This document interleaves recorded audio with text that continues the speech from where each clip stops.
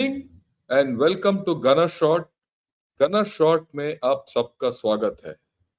आज हम एक इंटरेस्टिंग टॉपिक के ऊपर बात करने वाले हैं, डिस्कस करने वाले हैं। वो है चाइना's cognitive war on Taiwan during elections, क्योंकि वहां प्रेसिडेंशियल इलेक्शंस हाल ही में होने वाले हैं 13 जनवरी।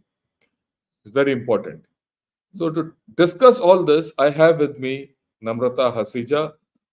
Namrata, good evening and welcome to Gana Shot. बहुत दिन के बाद आपको we are talking and it's so nice to meet you.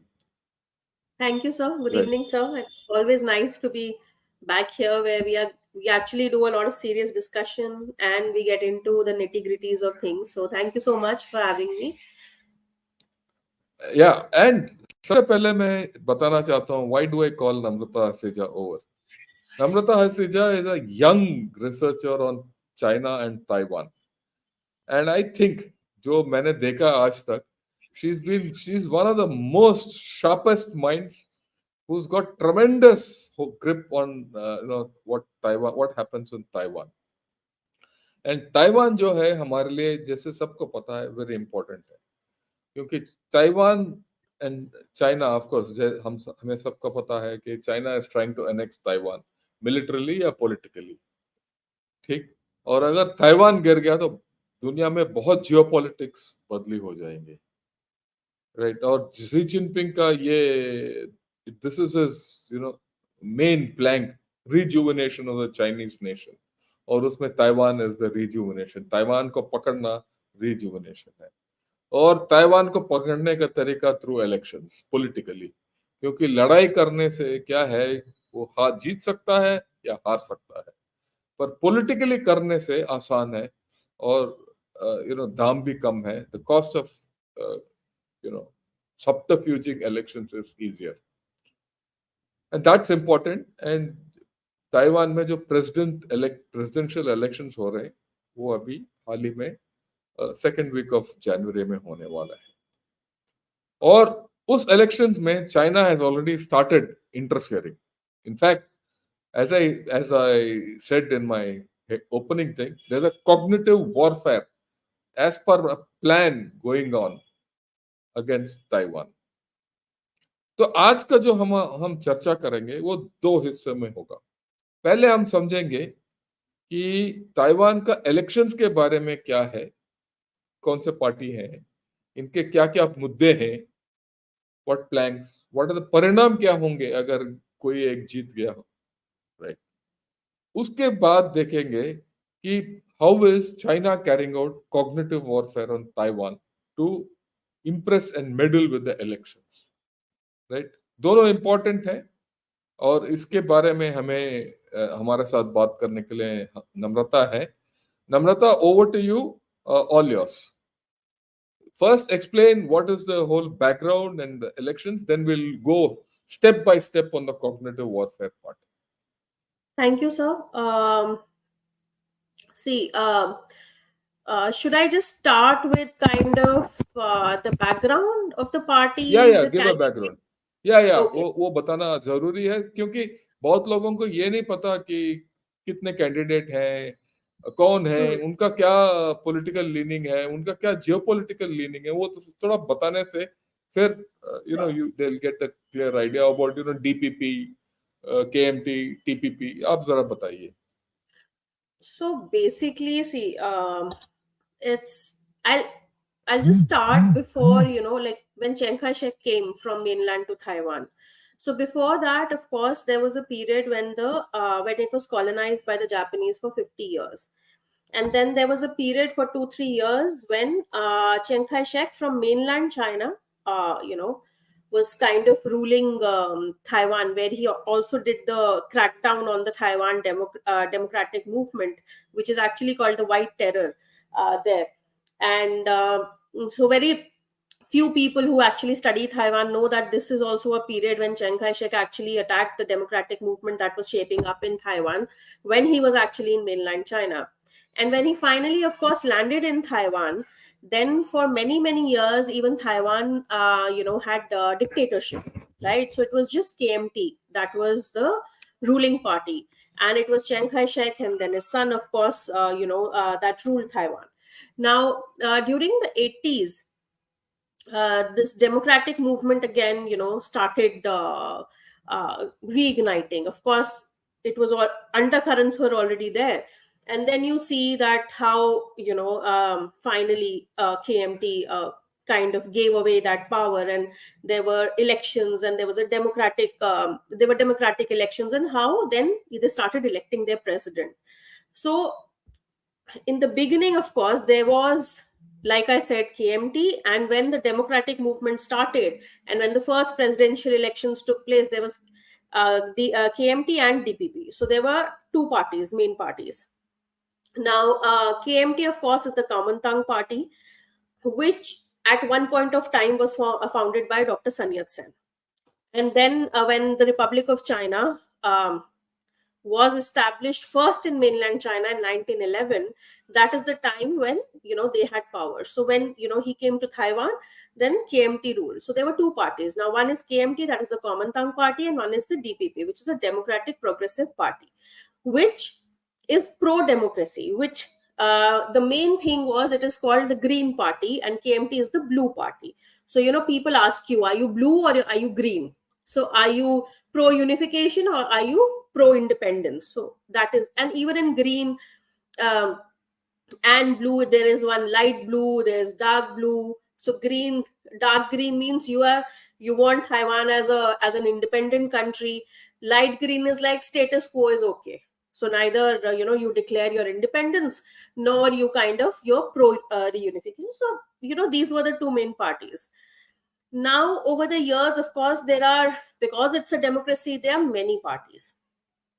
So but basically, if we kind of see, the umbrella is that it's either blue or green. But of late, I mean, few years, from many years now, there's another party which is TPP, and which is called the White Party. So now there is blue, green, and white. Now people, of course, have their own interpretations, or how these parties are or what, but I've told you what KMT is, what DPP is. Now TPP is white because it's kind of, like, I would say, somewhere in between. That is what they claim. So they are not very pro unification, but they are also not pro independence. So that's the White Party. So right now there are three major parties, and this election is also between these three major parties. Now, from the DPP, which is now the ruling party of President Tsai Ing-wen, she is not going to fight elections this time. So the candidate from DPP is Dr. William Lai. Now, Dr. William Lai is 63 years old. Like I said, his political party is DPP. He's currently the vice president of ROC, and he's also been a premier in Madam Tsai Ing-wen's government from 2017 to 2019, and he was also the mayor of Tainan. Tainan is in the south of Taiwan, southern part of Taiwan. So he was also a mayor from there, and he's also been a member of the Legislative Yuan. And professionally, by profession, he's a doctor. So he's the first candidate from he's a candidate from DPP. Now the second person is Mr. Ho. Now Mr. Ho is from KMT, and he's 67 years old, and KMT is like the largest opposition party right now. Okay, and then he was also the mayor of the New Taipei city. He was the deputy mayor also of New Taipei city. He is also the president of. He was also he retired. He was a policeman basically by profession. So he retired from. He was the president of the Central Police University from 2008 to 2010. He was also the director general of the National Police Agency from 2006 to 2008. This is a second candidate who is from KMT, and he's a policeman. So the first one is doctor, he's a policeman. Now comes the TPP party. So his candidate, their candidate is Mr. Ko Wan-che. Now he is a 64-year-old politician. His political party is Taiwan's People's Party. Like I said, it was only few years back that it was founded, and this party was actually founded in 2019. So it's a very young party, but I would say that in these few years they have actually come up well. And he, the person I just said, Kovanche, he's actually the one of the he's the founder of this party. He's also been the mayor of Taipei, and he's a former doctor at from the National Taiwan University Hospital, which is the most reputed hospital in Taiwan, the whole of Taiwan. So he's a former doctor. He was also a former professor at College of Medicine, National Taiwan University, same. So people who actually graduate from National Taiwan University, NTU, which is called, or NCCU, the second one, which is the National Changchir University. So most of the diplomats you will see are is actually from NCCU, because that's the political university, which is very famous for their international relations and political science department. And Taiwan, National Taiwan University is for engineers and doctors. So it's the most prestigious university. So, like, these are the three candidates, and this is the background. Now, what happened was, in the beginning, these three candidates were fighting for the elections. Then um, Terry Ko also decided that he is going to fight elections. Of course, he owns the Foxconn company, everybody knows. And but see, this is Foxconn is he's a businessman, okay, and he's someone who's also been he has very close relationship with the Communist Party of China. He also has close relations with uh, business houses in the US. So it's like he's a businessman, and his ideas are, of course, not pro DPP, so not pro independence. He's someone like that. Now, in between, what happened, KMT and the White Party, that's TPP, they realized that the DPP is actually having a lead. So these two parties try to unite. जैसे we have जैसे हमारे यहाँ अभी collision चल रहा है, India block चल रहा है, कि हम सब इकट्ठे होके बीजेपी के against we'll fight the elections.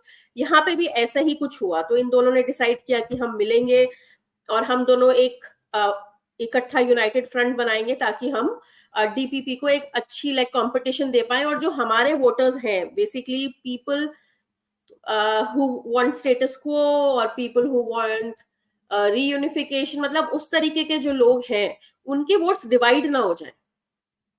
Because right now few of them will vote for KMT, few will vote for TPP. So they wanted कि हम इकट्ठे होके लड़ें, ताकि DPP को एक टफ फाइट दे सके, ताकि हमारे कुछ चांसेस हो. बट अनफॉर्चुनेटली, अगर जो भी लोग ताइवान इलेक्शंस फॉलो कर रहे हैं, बहुत इट वाज वेरी ड्रामेटिक. जैसे हमारे इलेक्शंस होते हैं, वैसे बहुत ड्रामा हुआ. And they decided they had a meeting in Hyatt hotel. So someone was saying, you didn't book a good room for me, you didn't give me good food, and both of them had a fallout.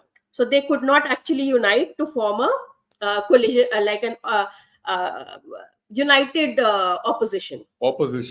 Yeah, so united opposition, they could not so they had a fallout. And Terrico also withdrew from the presidential elections. Now, few people say he did it because the Chinese wanted him, so that the votes don't get divided. But there are different opinions. So it's all very speculative. So now the thing is, again, these are the three candidates. For now, according to the surveys and everything, DPP has a slight edge. There was a time, I think, 2 weeks back, when DPP and KMT candidates were like neck to neck in the popularity votes. So if you actually talk to Taiwanese, or when I take their opinion, they feel that anyone can win. Mostly the fight is between the KMT candidate and DPP candidate. But few of them also say that there are good chances of DPP winning, because we are going to talk about the cognitive warfare. So maybe then I'll discuss why they feel that sometimes more the Chinese are trying to interfere or influence the elections. DPP is actually getting stronger. because people are kind of, understanding now, because they've also seen, because I'll very briefly I'll tell you, because I was very fortunate this time. Of course, I'm not there, but was very fortunate when President Tsai Ing-wen won for the first time. That's 2015. So I was in Taiwan from 2014 to 15. Then the second time also, before the elections, I was there. 2019, when the campaigning was going on, I was in Taiwan. So I have actually seen, when the Chinese, because 2014 also, mainland China actually, tried to tighten the screws on Hong Kong. There were huge demonstrations, and there were huge demonstrations in Taiwan also. I could see in my own university, NCCU, like I said, their political science department is very strong. So I was studying there. I saw how students were demonstrating, and now the teachers that would always shy away from talking on all this politics with me, they started engaging with me, and they said, we don't want to be like Hong Kong. China is doing all this to Hong Kong, and they can do the same thing to us. So I have seen that switch in 2014 also. I've seen how the younger generation, and this class maybe, uh, who were like aware of all these things, I saw them change, and I saw that thing, in their minds change, how more the Chinese would put pressure on Hong Kong, more these people will actually wean away from KMT. And the same thing happened in 2019 when there were huge demonstrations in Hong Kong. I saw like my university was so it was full of posters, free Tibet, free Hong Kong, and it was like, today it's Hong Kong, tomorrow it is Taiwan. I saw all the students getting into it, involved in it. And there's a democracy Liberty Square that they call in front of Chiang Kai-shek. There's a big space now. They have renamed it as Liberty or Democracy Square.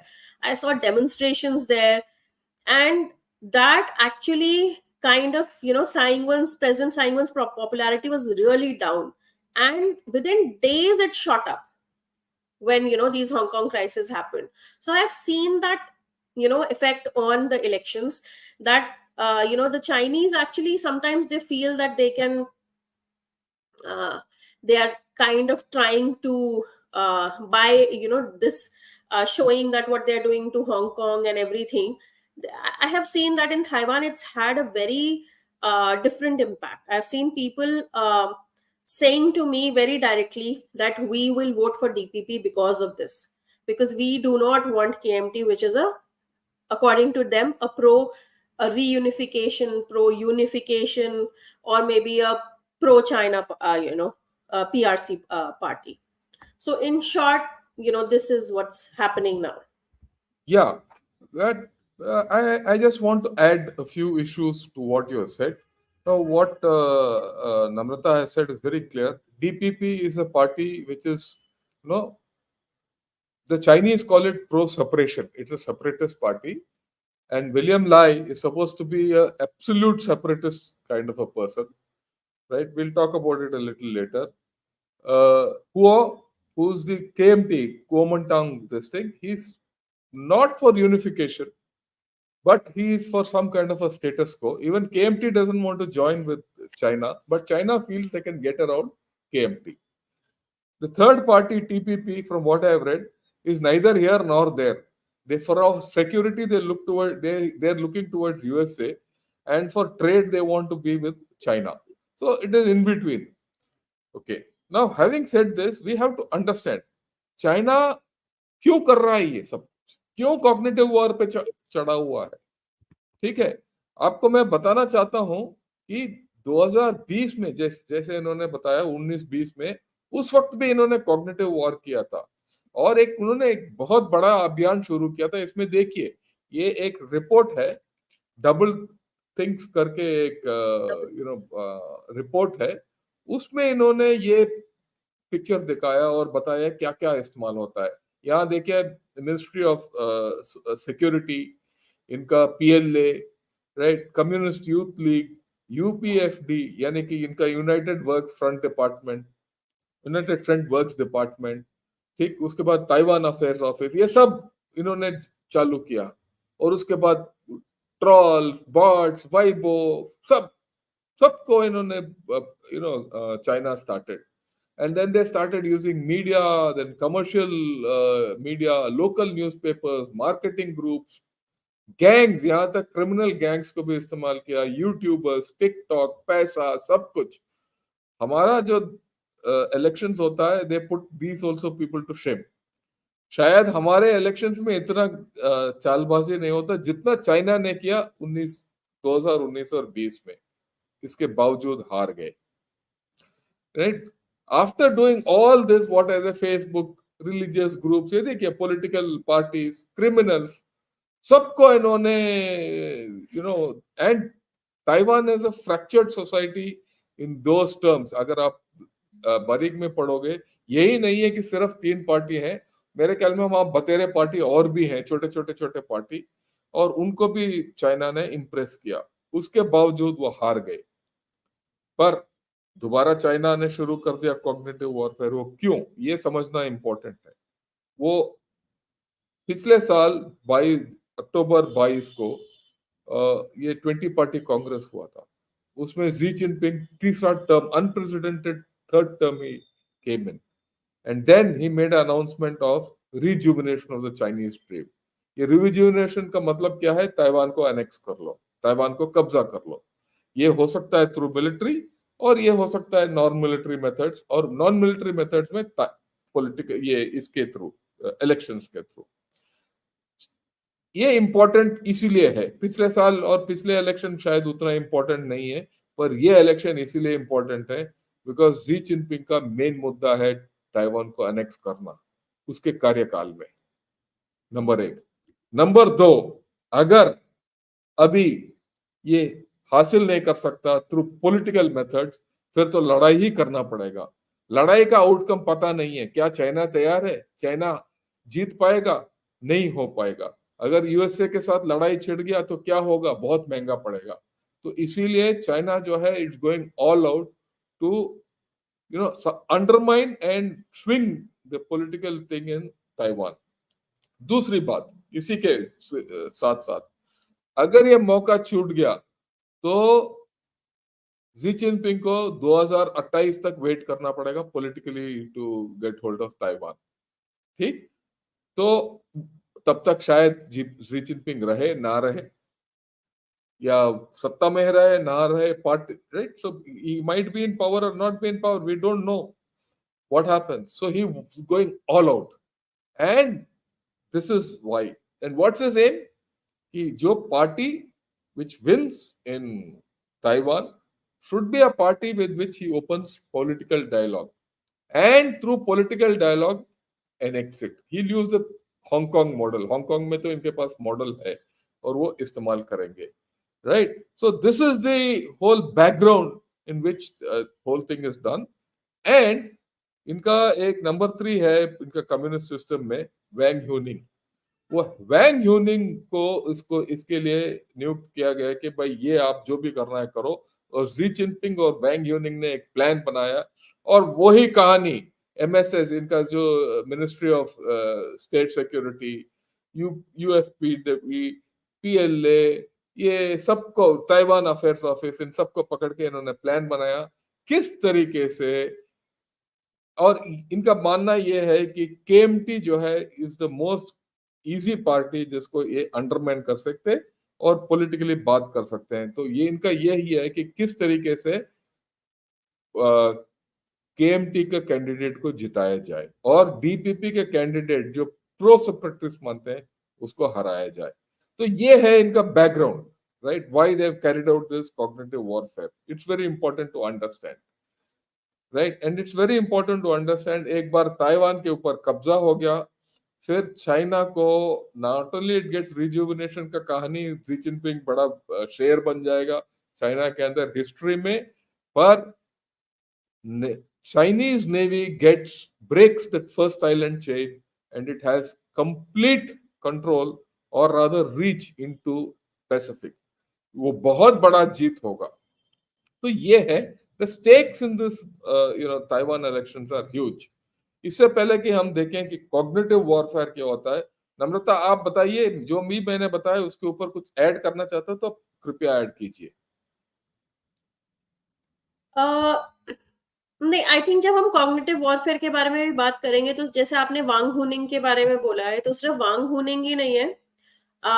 वो तो appointed है, लेकिन साइची also जो पॉलिट bureau standing committee में है, and he is very close to Xi Jinping. He also has a background of kind of trying to win over Taiwanese politicians. He has connections to Taiwan. His uncle uh, was in Taiwan, of course. He also went to Taiwan to meet him, and he wrote a diary, his diary of Taiwan diaries. And of course, once he became the Politburo Standing Committee member, and in fact, before that, when he became the mayor of Beijing, then that whole diary was actually deleted from Weibo. He's an avid Weibo user, and he used to post a lot of things. So Saichi is also there. Wang Huning is there. There are many CC members who have connections with Taiwan in a way that either they have tried to influence the Taiwanese politicians, but they also have been they've been playing roles to role to kind of they have a in this Taiwan issue now. Wang Huning, because you mentioned it, because Wang Huning was also someone who had presented a Taiwan plan to Hu Jintao. So he had made a plan then only to how to kind of reunify Taiwan without any military attack. And also, of course, there were many other things in that, and he actually formed a party. He also met almost 20 political leaders from Taiwan, including people from DPP, from KMT, and from different parties. So he actually met them. He tried to form a new political party, and one of the offices of this party was actually raided, and there they got material where they were kind of reading or preparing as to the time when actually PRC will take over Taiwan, how they are going to help them, and how they are going to support this thing internally. And then Saichi, like I said, when he also visited Taiwan, he met many leaders, of KMT, and he also met different business people from Taiwan, and he also has that connect with Taiwan. So probably this, and because we've already covered, in fact, KMT, DPP, and what Yeah, the so White Party. we'll move ahead. So Yes. first thing जो मैं बताना चाहता हूँ, दे ये जो cognitive war जो हो रहा है, वो they're in different phases. So we'll talk about each. There is a fear psychosis being built. Yes. There's a misinformation campaign which is being run. There are influence operations going on. There are bribes being given, open bribes. And then there is a lot of economic coercion. So each चीज हम आपको बताएंगे. आपको ये पहले दिखाएंगे ये जो फियर साइकोसिस कैसे बिल्ड हो रहा है. ये देखिए, ये एक आर्टिकल है कल साउथ चाइना मॉर्निंग पोस्ट में. It says Taiwan's presidential election risks war. Now ex Beijing official says mainland steps up pressure over island. ये देखो, one thing is certain, Taiwan independence means war, and insisting on Taiwan independence will lead to war sooner or later. इसका मतलब यह है कि भाई वो जो बंदा ताइवान इंडिपेंडेंस के लिए बोल रहा है, उसको जीत जाएगा तो कल लड़ाई होगा. और तो सबके अंदर डर पैदा कर रहे हैं. वही बात ये है कि ये एक और निकी एशिया का रिपोर्ट है, कहता है Taiwan doubles down, sorry China doubles down on Taiwan threats as elections near. ठीक है. Beijing backs opposition KMT.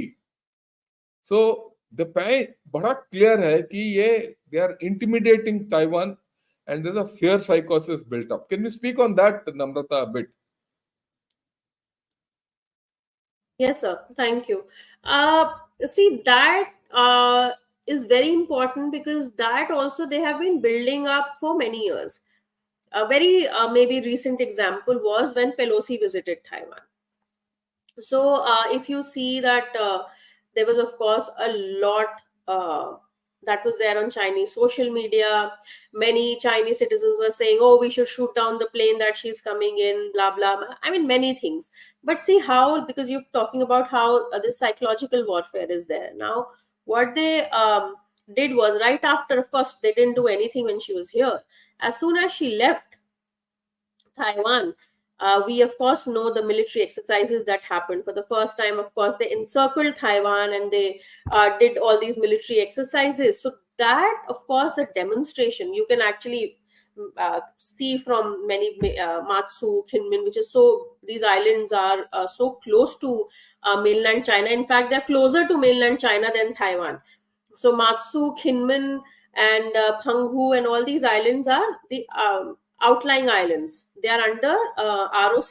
They are under Taiwan, but they are Kinmen, especially, and Matsu are very close to China, PRC mainland.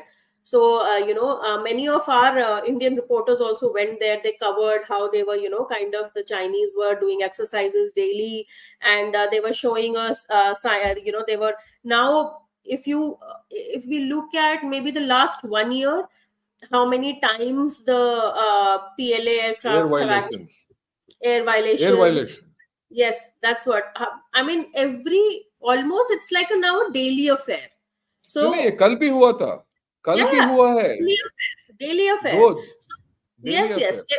yeah, it's a daily affair now. It's become a routine thing, and then of course the naval this thing also. So they are Drills. this they do it and they advertise it also, because, like you said, and I also, like, used to talk to, not only this time, I'm not talking about just the students or professors or academicians, and because I can speak Mandarin. So if I'm traveling in a taxi, or I'm buying some vegetables, I would just speak to them. And so this is very interesting conversation I had once with, I was in Kaohsiung, I was actually in South. I was talking to this taxi driver and I was like, who do you support? Do you support DPP? Do you support KMT? And how are you going to vote? So he said, see, I used to work in the army, he said, and I retired. After that, now I'm driving a taxi. He's like, I don't care who wins, DPP or KMT. I want food on my table. And I don't want my grandson, who's just 2 years old, to die in a war. I don't want war. I want peace for him. I want him to grow in normal circumstances. And I want him to have his 3 meals in a day. That's all. And I don't know, he was like, I don't know what this thing about DPP and KMT, why they are making it a big issue. We are such a small island. Both of them should work together for the people. And why are they antagonizing China? These were his words. Why are they antagonizing China? Then I spoke to another, he was a ferry driver, and I was just talking to him. And then he was like, we have our own currency. You have come to my country, you have taken visa to come to my country. We elect our own president. We are already independent. Why should we shout? And why should we For antagonize independence. them? Yeah. Yeah. Yeah, yeah. I mean, so That's a various it's, shades.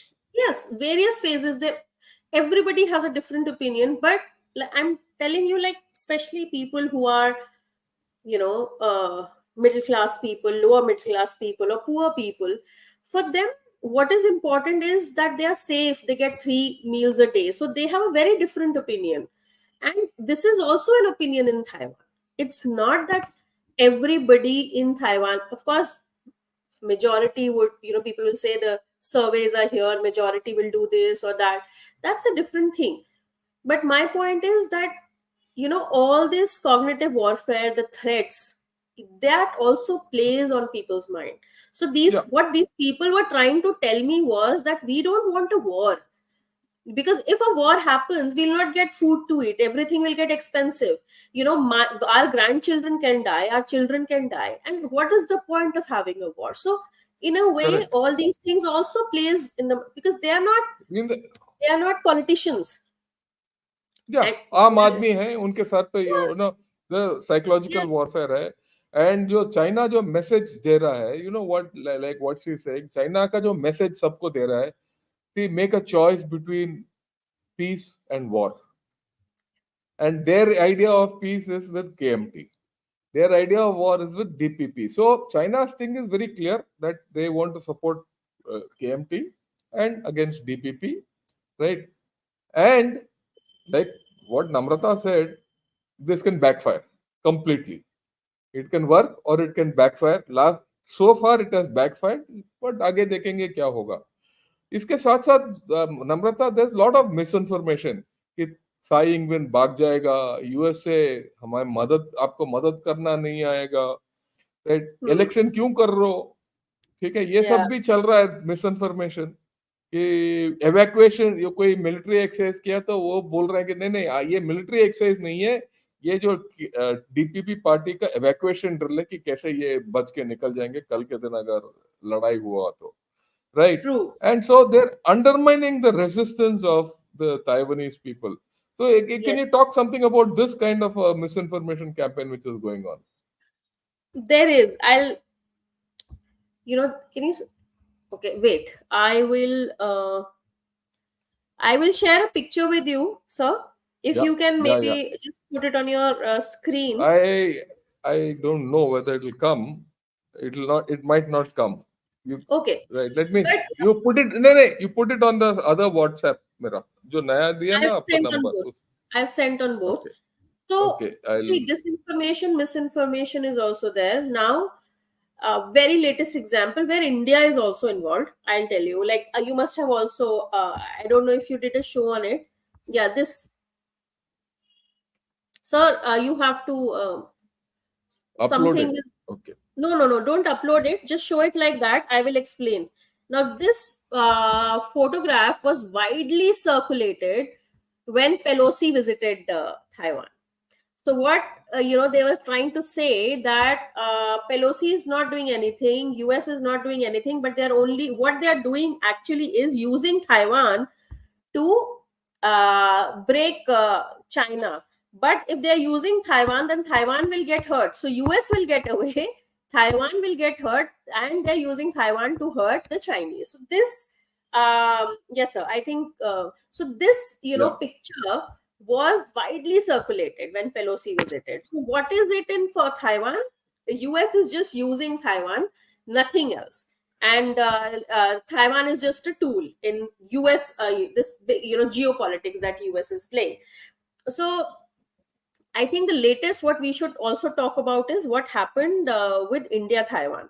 Now I think all हाँ, वो our भी आ गया election. That's all. I think is the yes, election issue. it was linked to the elections. It was Yeah. linked to the elections, and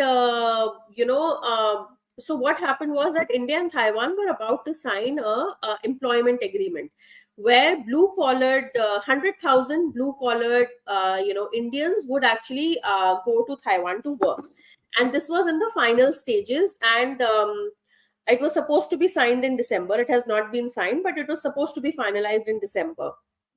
So when in Taiwan this news broke, within few days you could see that the Taiwanese social media, many of them, they started and especially initially it came from a couple of accounts. I have the data, I will also read that out. But what happened was there was a whole anti-India narrative that was built in Taiwan. So what they were saying is that Indians are uneducated. These people will come, and because India, a lot of rapes happen, so our internal security not.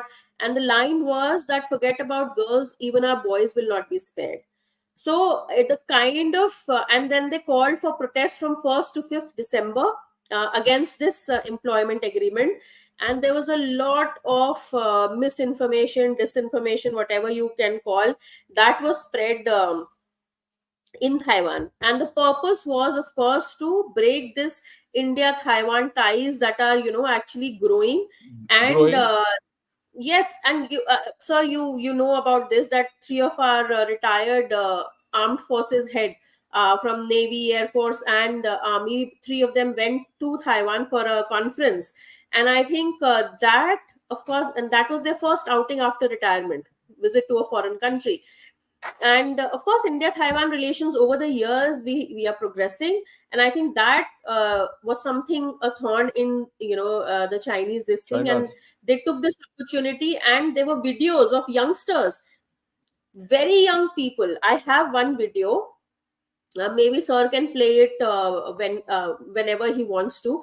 Now this young boy, what he's saying is, don't vote for DPP, because if you vote for DPP, they are going to sign this labor agreement with India, and then 100,000 Indians will come here and our security will be at danger.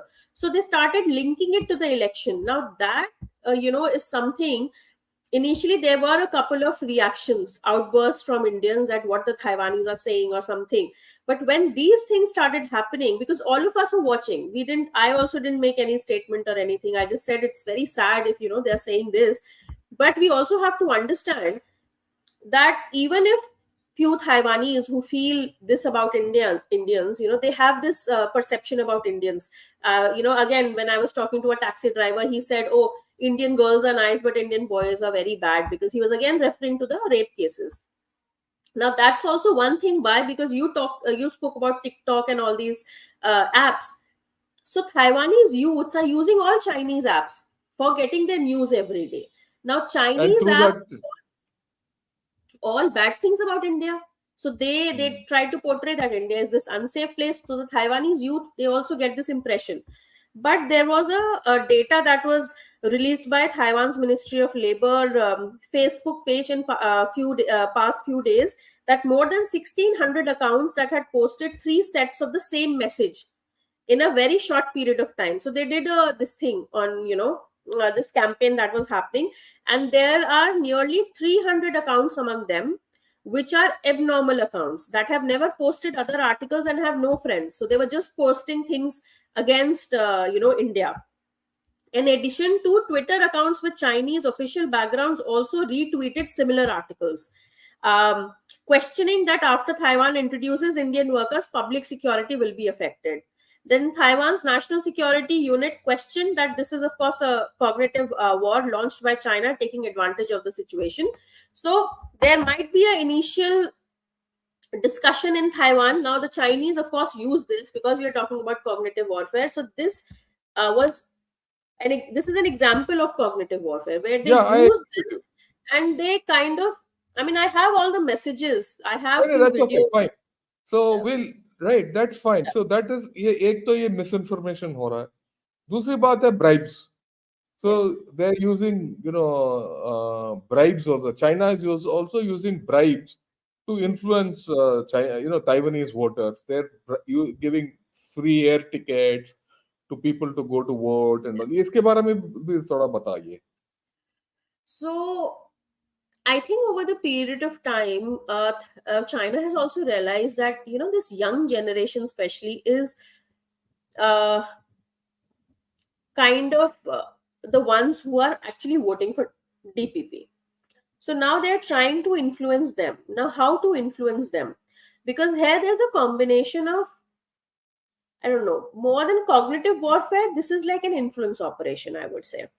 नहीं, वो भी Because ये cognitive warfare, one yeah, part of is influence it ops. is Yeah. influence operation. But here they have actually, what they've started doing is they've targeted sections of society, in the sense they started giving scholarships, good scholarships to students to come and see China and see how well the economy is going. And this narrative in the cognitive warfare, this narrative was built. And I also spoke to a few of my friends who were like businessmen or who were in this media and all. Many of the media houses, by the way, most of them Taiwanese media houses, have been bought over by the Chinese.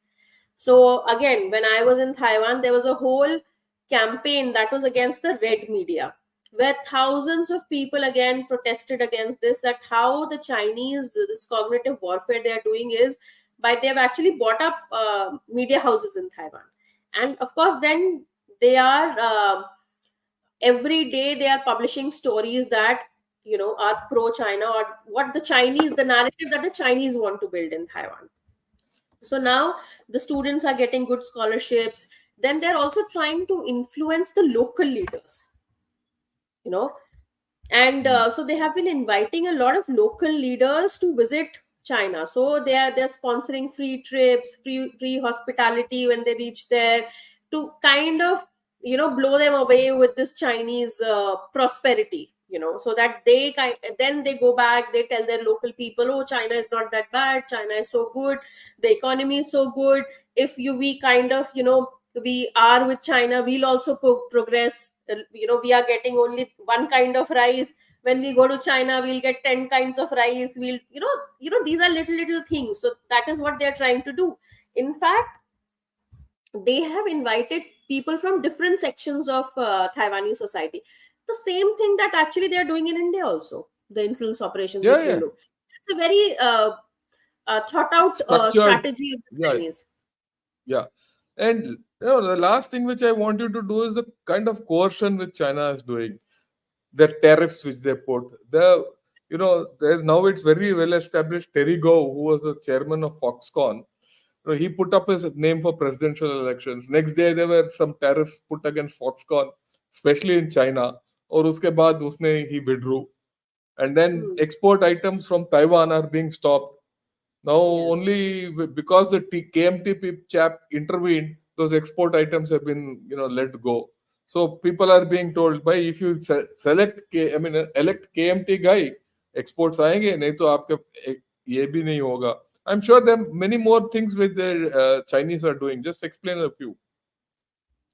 The same strategy. If you remember when Philippines kind of became very strong against China and South China Sea, they stopped because in China the tourism is also state driven. So if the government says don't travel to India, no one will travel to India.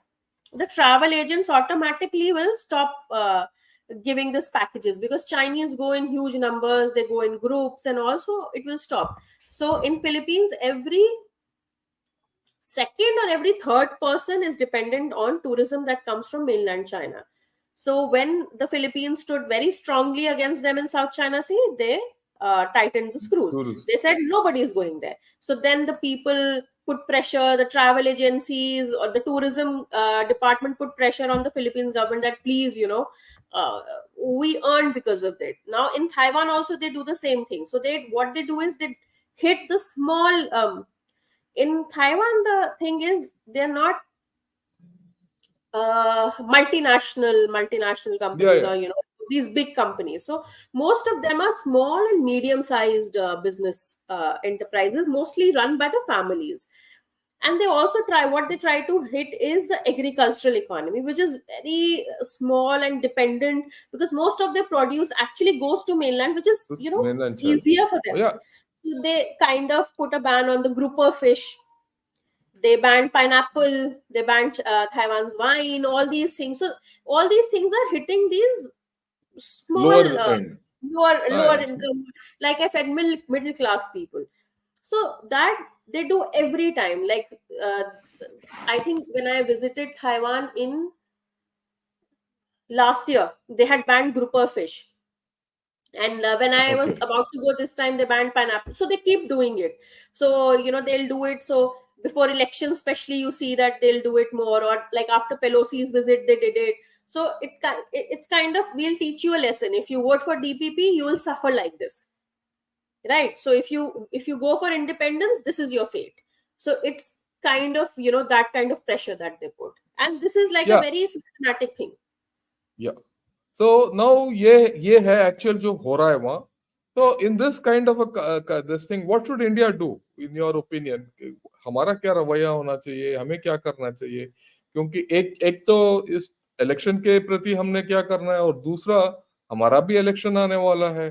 ये China हमारे साथ भी कुछ करेगा. तो इन दोनों के बारे में आपका क्या विचार है, ये भी बताइए जरा.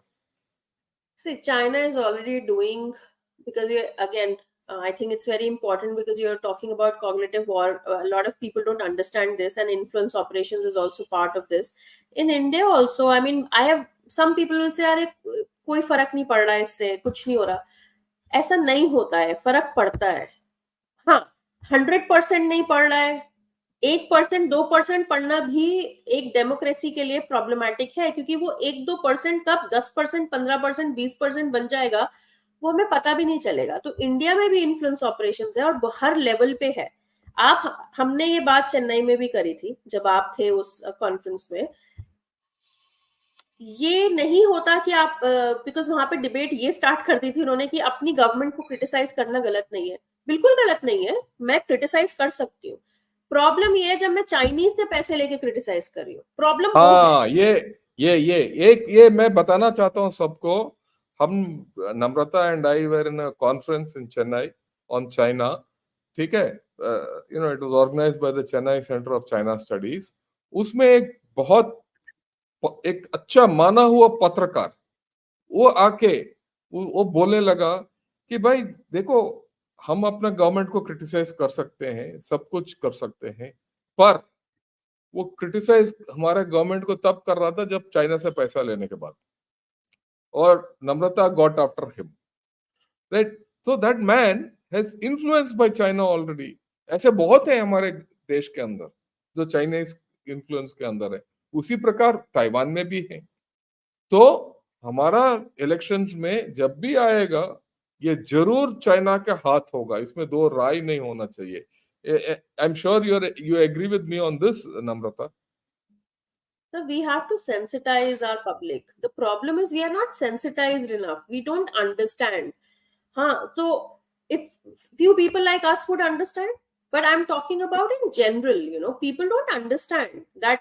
How it all works, what they are doing, and how the influence operations work. Because it might be very benign on on the surface level, that somebody is just coming, calling you for dinner, giving you a gift on Diwali, but at some point when it keeps happening and you start taking favors, you also have to give favors to the person. You have to return back. They also expect something.